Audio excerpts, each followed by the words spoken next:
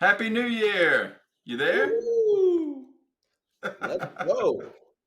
Happy 2025. I'm David Blair. He's Trevin Perez. We're the Realtors. How's everybody doing? Hey, we're doing fantastic. How are you doing? I'm good. I am really good. How was your New Year? Oh man, it was great. Spent it with family, watching the ball drop, watching all the great acts and artists.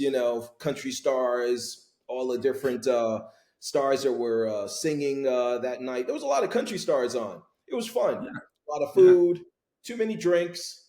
yeah, But yeah, I survived. How yeah. about you?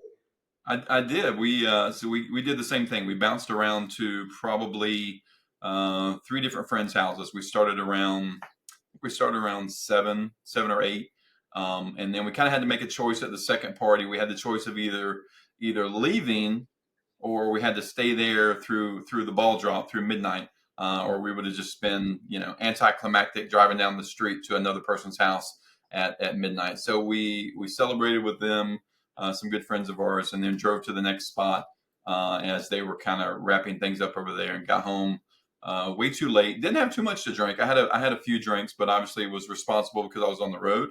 And then yeah, we got home and. Did you do the? We did the traditional on New Year's Day. We do the traditional. You're eating greens. You're eating cornbread. The traditional meals. Did you do any of that? Yes. So we had black eyed peas, some collards. Yeah.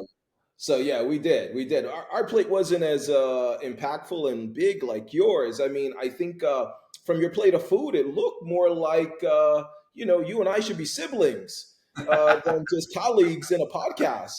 Tell everybody what you had on your plate. We did. So I started out. I had a friend of mine that gave me a really good recipe for collard greens, and he had collard greens mixed with black eyed peas, and he put coconut milk in there, and I mean it was a fantastic mixture. But when I went to buy the collard greens initially, I bought turnip greens instead. So then when I'm cooking this up during the day, I'm like, man, these are not really leafy like collards. These are a little more mushy, kind of like a spinach or something like that. And then my wife wanted me to put in this fish sauce, so I put that in, and I was Oh, like, I'm like, I don't know about this. I'm like, it's not, it's, I'm not feeling it. So I went, I didn't scrap it. I kept it, and you then we kept went and her actually got. I kept ingredients. that. Yeah, I kept the turnip greens and all that, and then went and got collards in addition to that. So we had turnip greens, collard greens, black eyed peas, and a smoked pork loin. So yeah, And we did the it up. fish flavoring, What's that? right? You had the fish flavoring in there as well. Yes, yes, That's cool. So you blended cultures between wife and you. That's yeah, cool. yeah, yeah. It I was have to good. try this dish because that's. I was quite surprised for the audience when he showed me what his plate looked like. I said, "Whoa! I thought you were at a cookout." It was good. In Duval County. It With a was good. plate of black eyed peas and collards and some ribs. Yeah, But yeah, so we I appreciate everybody indulging us. We've been away for a couple of weeks with the holidays. Got through Christmas. Now got through New Year's. Got through Trevin's vacation. I don't know if he wants to share any photos. If so, we can put those up on the podcast a little bit later of his drinking activities while he was on vacation, a cruise with he and his wife. You want to share any of that or no? You good? wow, no pictures, no pictures. It was a very responsible trip. It was 11 days, and I was working to take care of my clients in between meals on the boat. Thank you. Never stops. And never real estate never sleeps, never stops at all. Yeah. So our plan was to kind of do a review, do a 2024 review, and just talk about the real estate year that was. It went by quick. I mean, it really just kind of we had a lot of major things that happened. We'll kind of go through and we'll put it in some kind of order that seems to make sense. But the biggest thing, obviously, with the year of last year was the NAR settlement, and how that's continuing to affect us. And at the time when it happened, I didn't really see. a big impact, but I'm actually starting to see it now. I've seen that kind of play out. Do you want to share anything first on what your experience has been with that? Yeah, no, no, thank you. I like you, right away. It didn't affect me. I really didn't interact with a lot of buyers because a lot Yeah. of it is listings. And so when it came to existing buyers, it was sort of easy as far as the relationships go. When it came to talking to buyers who are brand new and they're like contacting you to see a couple of properties, it was like, wait, we don't just schedule an appointment for showings. I'm like, no, we have to Yeah. have either this buyer broker agreement or this showing agreement. And I had to frame it. I even contacted you at one point to say, oh shoot, how am I going to play this out?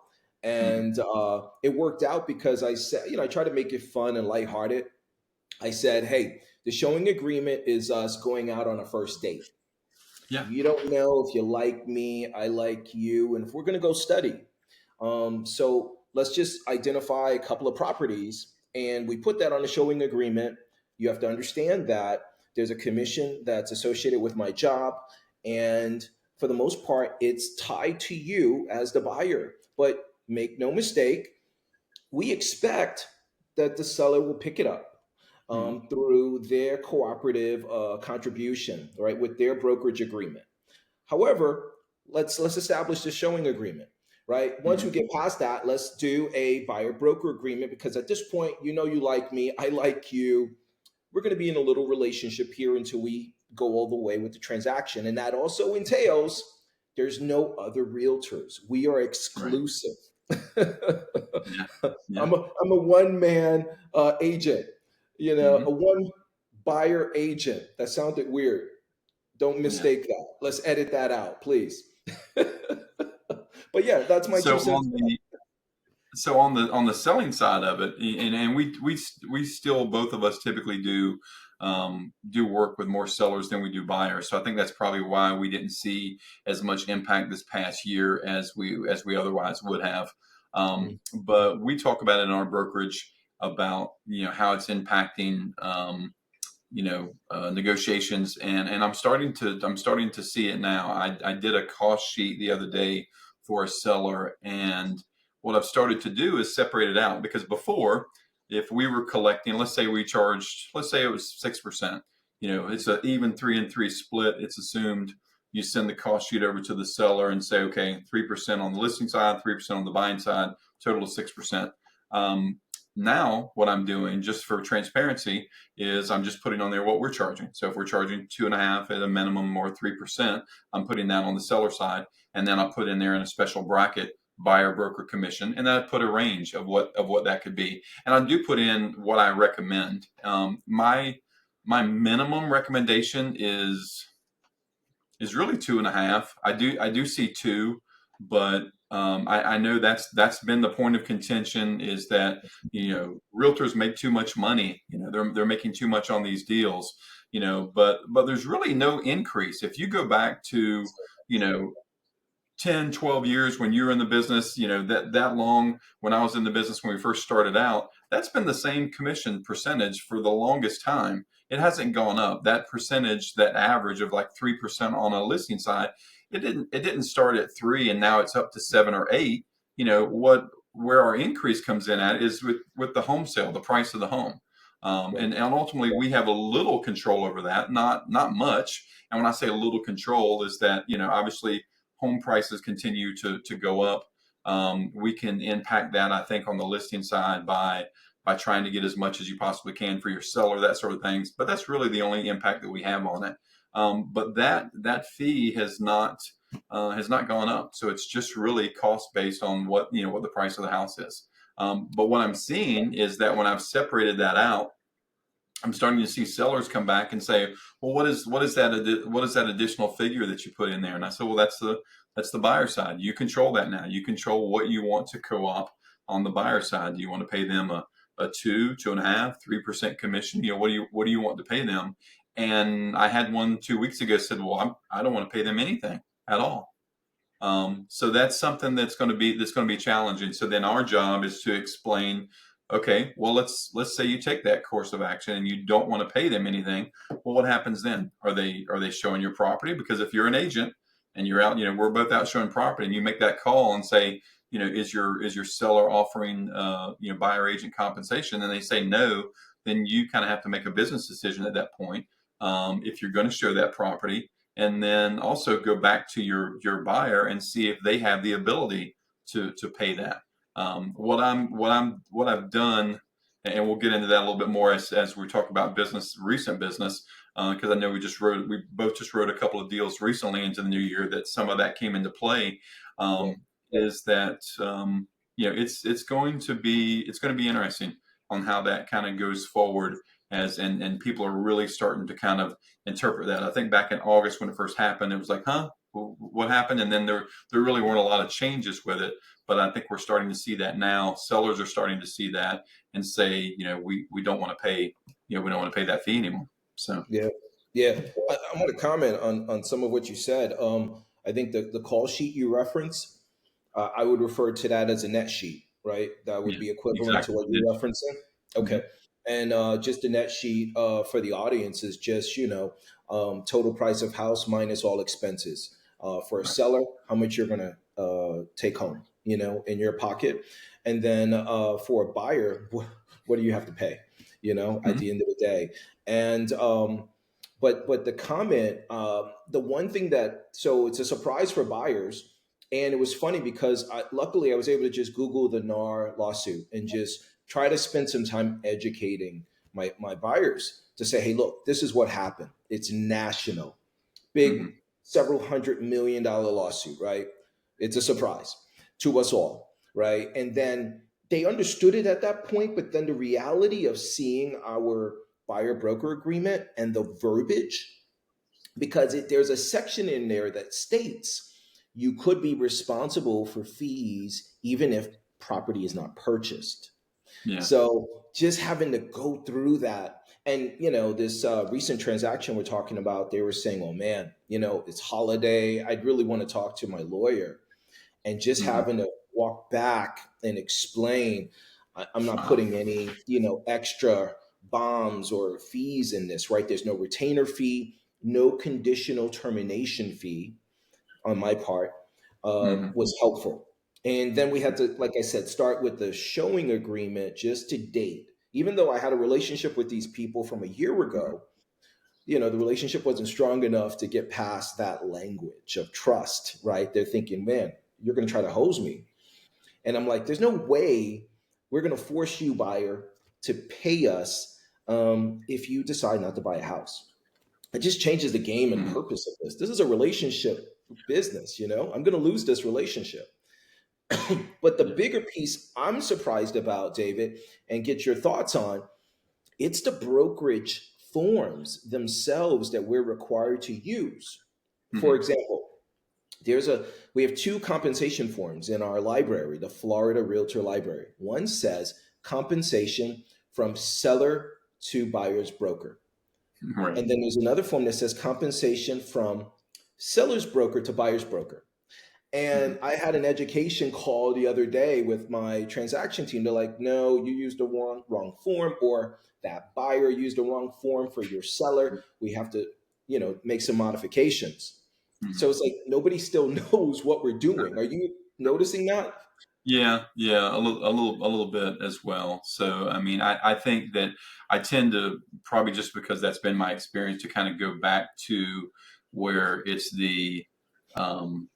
where we're basically, that money is coming from, the commission that we're charging the seller is typically where it's coming from. And on a couple of deals, I've even just written in. I had a deal that I wrote this past week, and I just put in the actual contract. Now we'll send over an actual agreement to make sure that they have the broker agreement on file. But it was put in the actual purchase and sale agreement that the seller agrees to pay the buyer broker commission of up to whatever amount. Because that's another thing that comes into play too, is there's that whole condition where when you sign those agreements, if you put in 2.5% and they're offering 3%, well, now you can't take 3%. You have to take 2.5%. which is I still don't fully understand the reasoning behind that, if that's what they're co-oping. So, but it's difficult, because then if you're dealing with a buyer that's going to end up paying that fee as opposed to a seller, you want to kind of limit their expenses if you can, Mhm. and not put that higher fee in there. But at the same time, if you do that, then you could leave money on the table. And we work, we work for our buyers just as hard as we work for a seller in that transaction. And you are do that commission. So what do you think about? So here's something I've been kind of back and forth with, and I've seen on a couple of deals that I've written recently. Is, do you think it's better for a buyer that you're working with to allow you to negotiate and say, build your commission that you're going to be paid into that deal, um, or is it better that they pay you directly, and then maybe they get a better deal? Do you understand what I'm saying with that? And I'll give you examples. So, for example, I wrote an offer where the property is 400,000, and I asked for 3% commission. They came back and countered, with 2%. They only wanted to pay 2%. So I could go back to the buyer at that point and say, okay, well, you pay the additional 1%, or maybe you accept less as far as the concessions, and then my fees are paid all on their side. What are your thoughts on that? I'm struggling with which way to go, and I think it's probably, with me, it's probably going to end up where that buyer, what that buyer's position is. Are they in a position to where they have the funds to do that, or it's probably Yeah, going to that's yeah, probably what's going to come that's into a play. tough one. I think that I have a overall a different opinion about what how low would I go Yeah. in comparison, right? Because we were talking off camera about the particulars of this, and I had a scenario where I was the seller's agent. The buyer's agent came in at 4% that she had her buyers sign, but she did that knowing that she wasn't going to make the buyers responsible.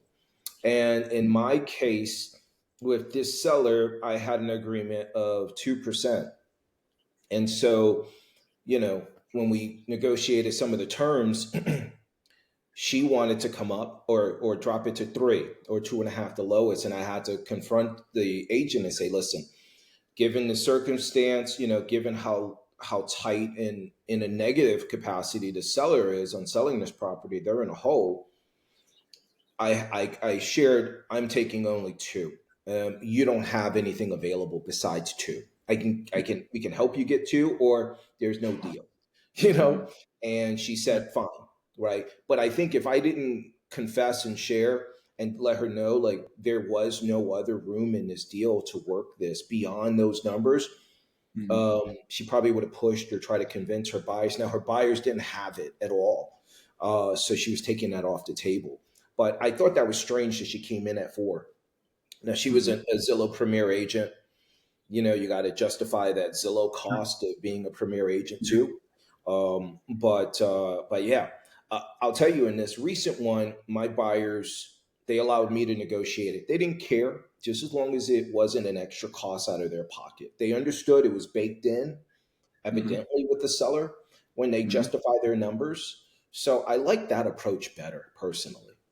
Yeah, yeah. It's a good take on it. I think the same thing. I think if the conversations I'll have going into this year will be, where do you land on it? Do you want me to to negotiate that, or are you willing to pay it? If you are, then we can set that to the side. We know this piece of it is taken care of, and we'll Mhm. go ahead and just see if we can get the best deal we can.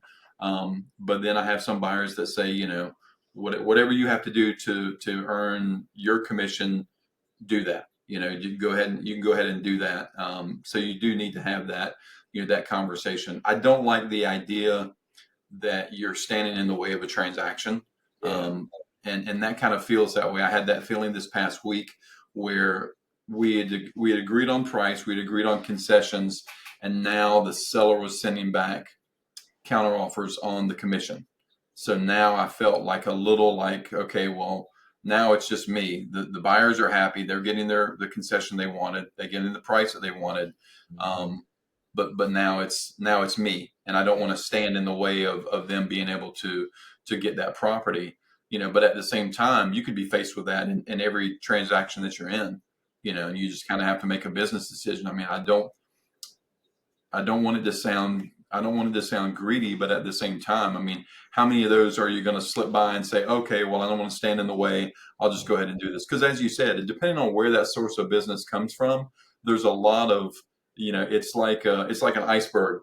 You see this much of it, but there's all this down here that you don't see. And what you don't see are the fees that are associated with that buyer. And maybe they came through relocation, or maybe they came through Zillow, or they came through OfferPad, or any of these number of companies that are out there of where Yeah. that buyer came to you from instead of coming directly to you. Don't get me wrong. We both admit if you can get a buyer to come directly to you, that's what you want because you don't have those fees to pay.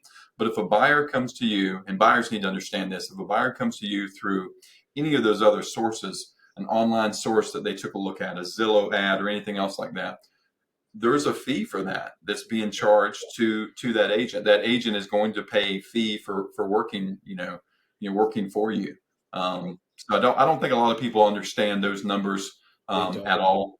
You Yeah. know, and maybe that's something that I mean, we've gone into this whole full disclosure thing. Maybe that's how you lay it out with some customers and say, this is what it's costing, me to do this deal for you.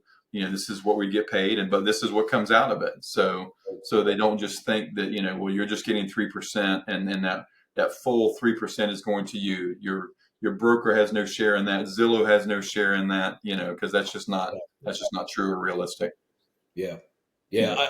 yeah. I have to echo what you said because you and I had a conversation previously, and it was just like you got to work being a realtor as a job, and it Yeah. truly is a job. We have lots of fees, we have a lot of expectations, we have laws, we have rules. We can be legally liable for a whole slew of things in Hmm. the course of us doing our job, and from just repping a buyer. Um, Lately it's just become very abundantly clear just that yeah, we really are worth the 3% at the bare Yeah. minimum. If it's 2.5, great, cool. If you decide to go 2, God bless, right? You Hmm. decide that, but there's a lot to do, especially on the buy side versus the listing side. Hmm. um, just the scheduling, the appointment, logistically vetting resources, making sure you use the right resources. And within that due diligence period of an inspection, my God, some inspectors get it wrong. So, Yeah. we have to stand over them and kind of be an oversight resource. Like, I just recently heard from a client who's a general contractor. And he's Hmm. like, "Man, Trevin, I'm working on this house that's sold for $800,000, and we're doing all this work remodeling." And he said, "I cut open some walls and we found mold." And I said, "Well, I suspect in Florida, a lot of houses in Florida, if you cut open a few walls that are near like an AC or water Sure. heater or something, Hmm. you might find mold. This is Florida." Hmm. But he said, "Trevin, I can walk by through the bathroom or by the bathroom or by different places and I can smell it before any walls opened. The Hmm. inspector should have caught that." Yeah. And shame on the inspector, you know? Sure. And I've heard stories like this on multiple occasions. Hmm. Does that fall on us? And no, it doesn't, but we're Hmm. part of that effort to educate and provide counsel. So, Yeah. back to 3% is worth it. Yeah, I had a similar deal a week ago where I ended the year. I had shared with you. I ended the year with a cancellation of a contract. I wrote that contract about in the middle of December, and we did the home inspection. And there were several things that came back on the home inspection that we couldn't see from just visiting the property. And one of them was a roof in the back over like a Florida room. That initially, from the pictures of the home inspector, it just looked like some metal had peeled back, and we just thought, okay, we can probably just go back out there, replace the metal on top of that, and call it a day. And then there was a joist hanger in the garage that was a little dislodged. And we had two contractors that went out. One of the contractors said it's going to cost $6,000. We're going to have to jack the beam up, and we're going to have to reconnect these joist hangers. And the other one said, well, no, it's actually secured on the other side. There's actually two beams that are in there, so you don't have to do anything, just monitor it. That's a huge deal to try to figure out. So you've got a buyer that's thinking, okay, am I going to be on the hook for 6,000 down the road myself, or am I just going to monitor this and then something could come up? And then the roof turned into what we thought a minor repair, turned into estimates of 11, 12, and $15,000 to replace the roof. And this wasn't the main roof structure. This was just a Florida room, area that had like a flat portion of the roof on there. So yeah, there's a lot of things to kind of factor in. They ended up canceling out on that. So yeah, it's just another thing that we kind of have to deal with and help a buyer negotiate, and navigate through, I guess is the better term, to determine if this is something they want to move forward with. And that's what I told the buyer at the end of the day. I said, I know you love the house. I said, but it was their first home. I said, you're going to have to contend with these things down the road with this property. If you had unlimited funds, that would be great, but you don't. You're telling me, so these are some things that maybe we just, maybe it's not for you. Someone else coming into the scenario that maybe has more money to deal with it is going to get a great house. I don't think the house was terrible. It's just, houses age, things break down, the roof, all of those things deteriorate over time. And it's just something that, you have to make that decision as a buyer on whether you want to move forward or not. So, and then it's our job to educate, put them with the right, with the right contacts in regards to general contractors and those things. And that's just a whole nother level of what we do. I mean, we do a lot, right? And I'm not trying to toot our own horn here, but we just do, we do a lot of things that, I think that, I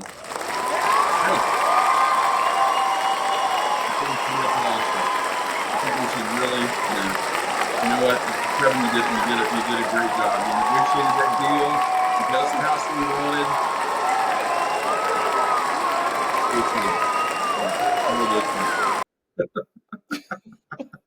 The audience, our live audience, is too kind. We really appreciate you. Yeah. Exactly. So it's just one of those things where, you kind of add that to the list. Speaking of, I'm trying to go back in here to our chat and kind of see what we had lined up here as far as the order. So we've talked about that. So did you have a favorite transaction, a best or a worst of 2024 that you're involved in this year, either on the buy side or the seller side? Man, I don't know that you start first. Let me I have one. I have one that it was so I got this I got a referral from OfferPad. We do some work with OfferPad. They had sent a referral over, and this was a buyer that was looking for, or seller rather, that was looking for a cash offer on their property. And OfferPad didn't make a cash offer on it. They chose not to. But we have an investor portal that I took it to, and we're able to get it under contract. And what happened was, this was a property that the three sisters owned the property. Three older adult sisters owned the property. Parents had passed away, and they did a reverse mortgage on the property years ago. So there was a little unknown about what the exact payoff was.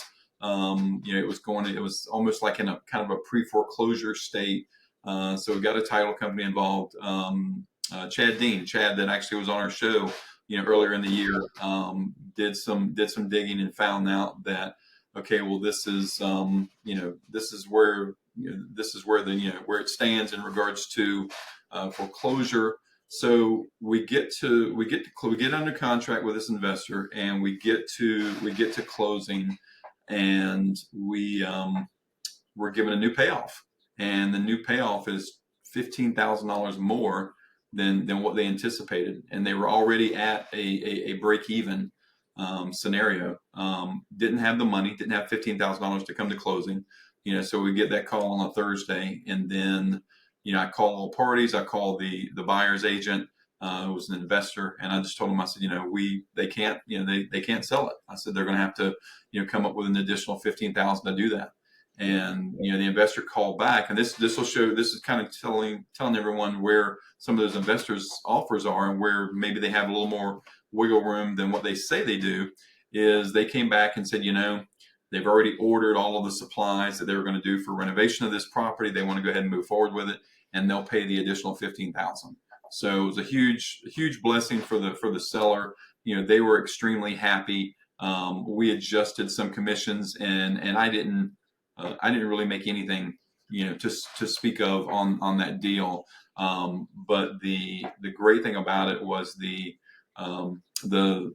primary seller that I dealt with, one of the sisters, messaged me back and said that I restored her faith in humanity, basically because that I was able to kind of set aside business, making money, that sort of thing, and kind of put their needs ahead of that, and got this deal done for them. So it was a $70,000 sale.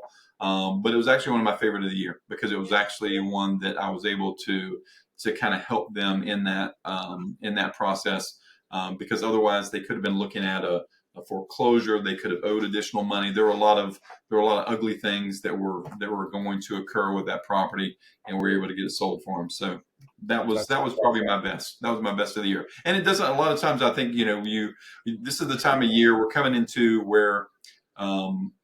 Different awards at the end of the year, and beginning of the year. First, that's typical for most real estate companies. January, February time period, they'll have top producers for the year before, and everyone talks about their big. Well, I had this $1 million sale, or anything else like that. So it wasn't a dollar amount sale for me. It was just the actual gratitude, that seller showed. So, Yeah. No, what that's about awesome. you? Good, bad, and different. I would say that You're choked up over that story, I see. it was touching, man. I need a tissue. Three sisters. I started there. You had me at three sisters and they're seniors. They had lots of Exactly. cats. I was expecting to go so many different ways. Exactly. But I guess I guess there was one for me that stands out because it's a client that I helped buy the house probably 2 3 years ago, and it was a townhouse, and due to health reasons, the townhouse just wasn't working, Mhm. and the cost of maintaining the townhouse was just expensive. Buying 2 3 years ago, rates were high. Wasn't able to take advantage of the 2 3% world we saw during that brief window, and just the emotional mental toil that this client went through and was going through during that time was very taxing, and was like, oh my god, I was experiencing far more emotion in the seller agent relationship than I'm used to.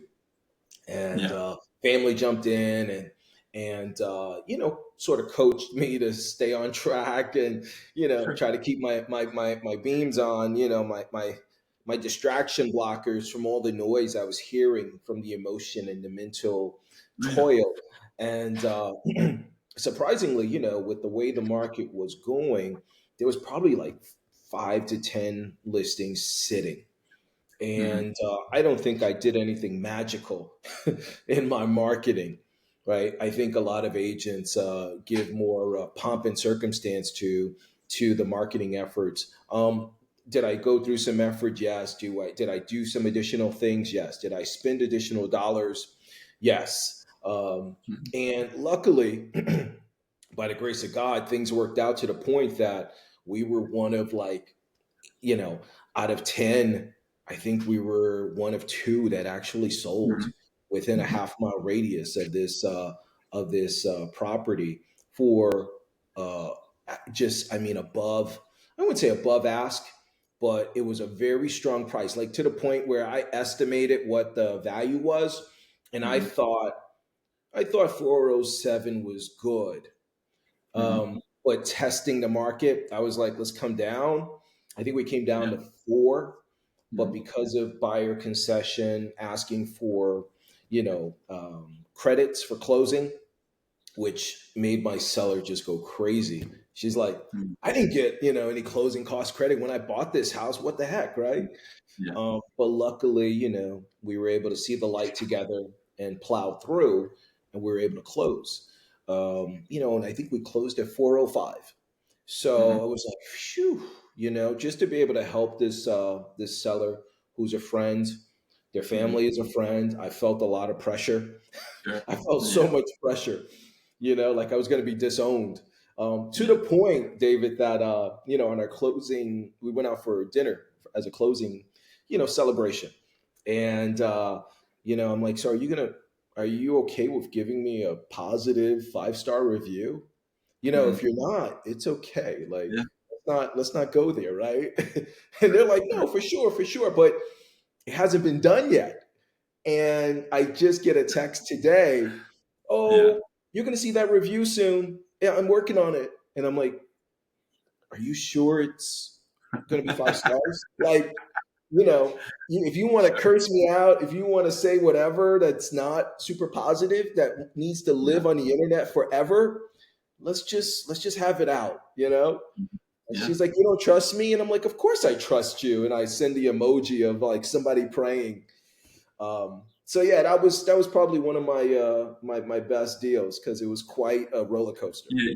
You mentioned something in there. I want to kind of I want to talk about for a second because Yeah, you said you were like I didn't do anything uh, overly fantastic or anything else like with your marketing. But I think what in my opinion, I think a lot of times if you're a very responsive agent and you're responsive to either side. You could be on the listing side, you could be on the buying side. But if you're very responsive in a transaction, it can really affect the way that transaction the way that transaction goes, whether it gets closed, whether you get a deal or not. You know, every transaction I've had, successful transaction, has occurred when the other party, as well as myself, have been very on top of intentional. things. Yeah, attention, and you don't have to smother it. You don't have to be that. There's a difference between trying to micromanage another agent that you're working with and just truly cooperating and making sure you're both trying to make sure that your buyer gets what your buyer wants, your seller gets what your seller wants. Each party, depending on which side you're on, you're trying to accomplish that. But I think that's something. I was talking with someone earlier today, and they're interviewing agents, and the typical question is, well, what does your company do that any other company doesn't do? Well, probably not a lot, to be honest with you. I mean, we all can advertise on Zillow. We can all advertise on Trulia, Realtor.com, all of this, Homes.com. We can all put houses out there. All of us can do that. What I tend to rely on is that, I have a really impeccable working relationship with other agents. I can put ego aside and work well with another agent, and that's something that it's priceless, as they say, in my opinion, because I mean that's something that you can't put a value on that because that does keep deals together. And if you're one of those, I think you are as well, is that you kind of remain calm and assess the situation and say, okay, well let's work to not to try to prove my point. A lot of agents get caught up in they just want to be right. Yeah, Well, do you want to put a deal together or do you want to be right? Which one do you want to do? You can't do both usually. You do absolutely. have to concede some, and you have to say, okay, this is what we need to do to put this deal together. So, I think probably you did a lot of that in that scenario, in that situation. I think there was a lot of that, and I think that's why that worked out successful for you is because of that. So you didn't do anything fantastic marketing wise, maybe, but the other part of it is ultimately what got that deal done is you being able to maintain, kind of take a deep breath and kind of calm all parties, because that's something that is huge in this business. And it's not, I see the opposite of that a lot. I see it on the buying side, I see it on the listing side, to where either I'm trying to track down a listing agent because I'm interested, or I have a buyer that's interested in that property and I can't get them on the phone. Well, guess what happens when that occurs? We're looking at other properties. We're looking at other properties, and you lose deals that way. And then same thing on the buying side. If you're not responsive, guess what? That listing is just like it's a store. It's open 24/7. People are continuously looking at that. And if you're not responsive to that agent and you're not trying to get your deal put together. I had probably, we put a deal together yesterday for a buyer, and I think I had between calls and text messages, and I know you did the same, within the last couple of days and weekend, probably 25, 30, touch 25 to 30 touches just yesterday, Yeah. on little things with the contract and things like that. So, yeah, I'm not trying to be overly, get on my soapbox here, but Yeah. agents need to understand that, and buyers and sellers need to understand that that is an important part of our job and what we do. So, No, um, hey, that deserves an applaud, man, because you're applause. right. Where's, And where's my applause button? Do I have my applause button still here? I think I have one. Okay. You're right there. You're right there. Every time. Just right now. no, seriously, So you're right. You're right. I feel like this is like an emotional therapy. We should have had Amber back on. we But should. We we're, should. we're Amber, I expensive. enjoyed.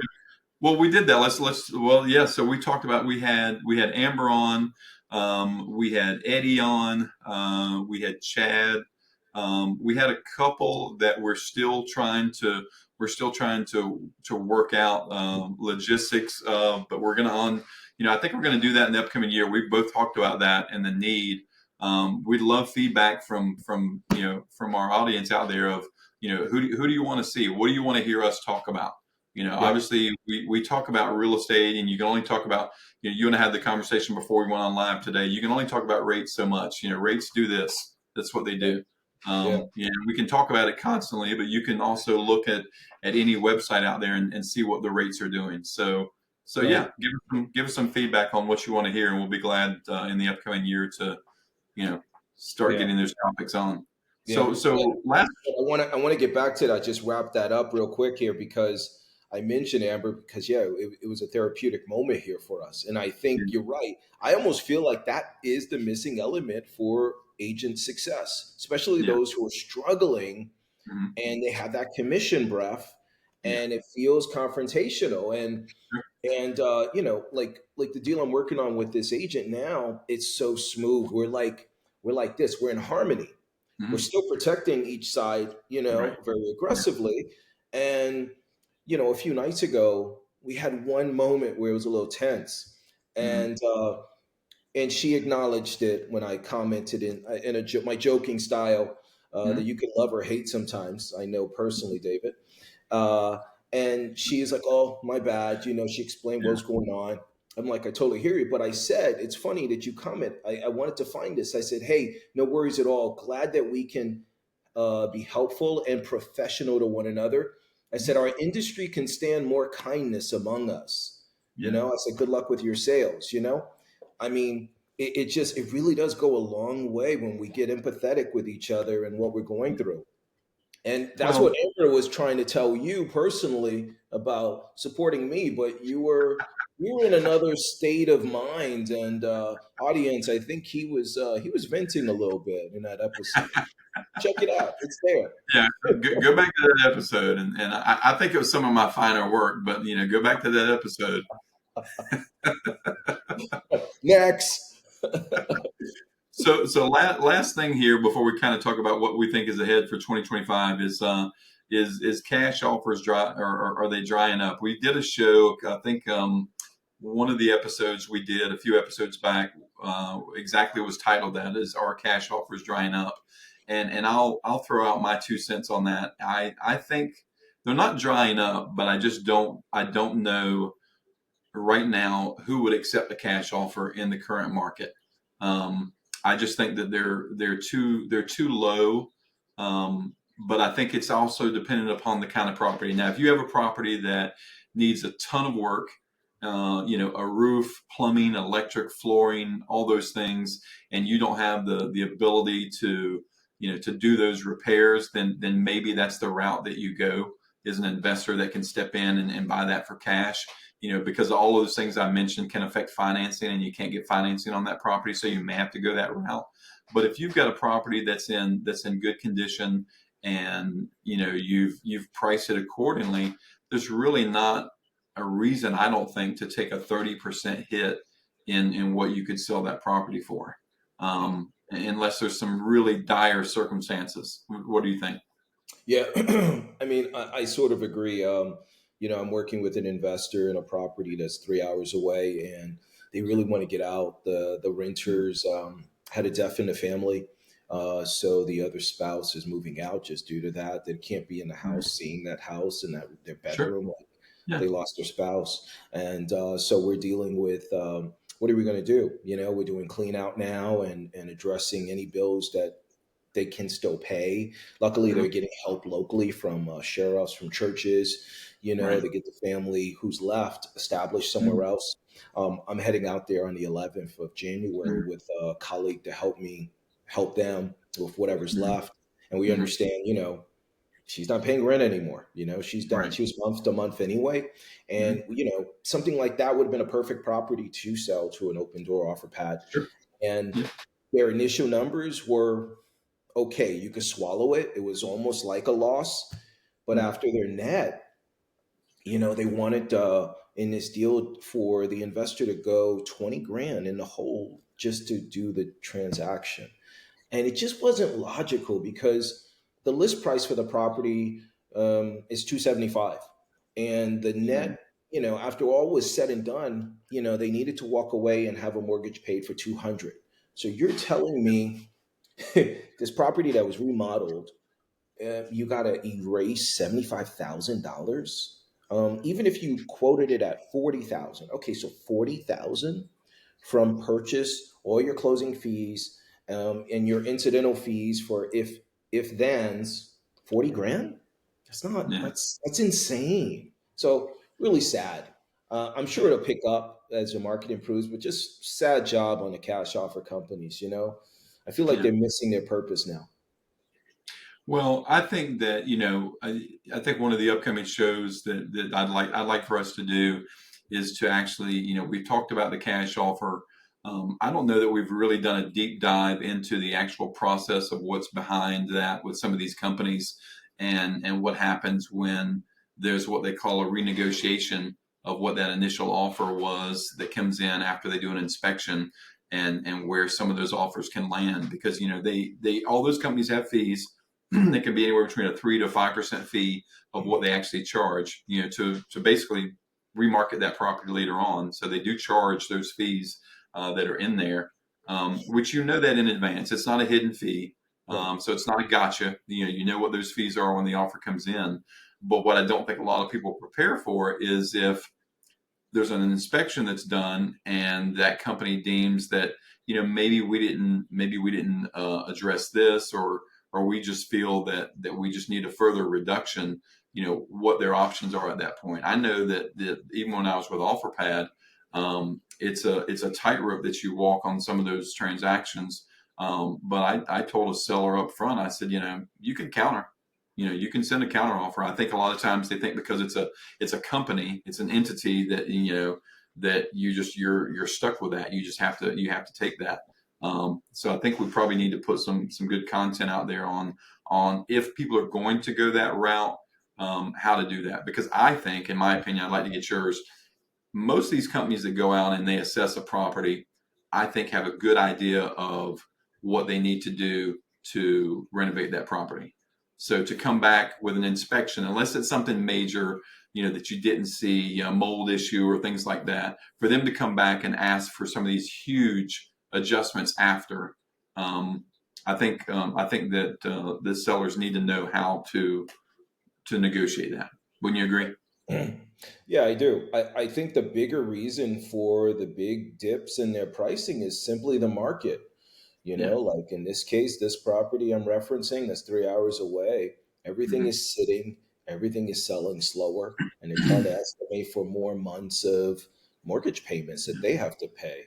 So I don't know. I Yeah. think it should be a little bit more transparent as well. Yeah. Yeah. So what's your crystal ball tell us for 2025? What do you think? Is it going to be better, equal to, worse than this past year? It's absolutely going to be better. Now, how much better, I don't know, but not Mhm. worse. I pray Yeah. not equal to. Yeah. but Yeah. much better, much Yeah. better. I mean, new election, right? New administration. You Mhm. know, we got who?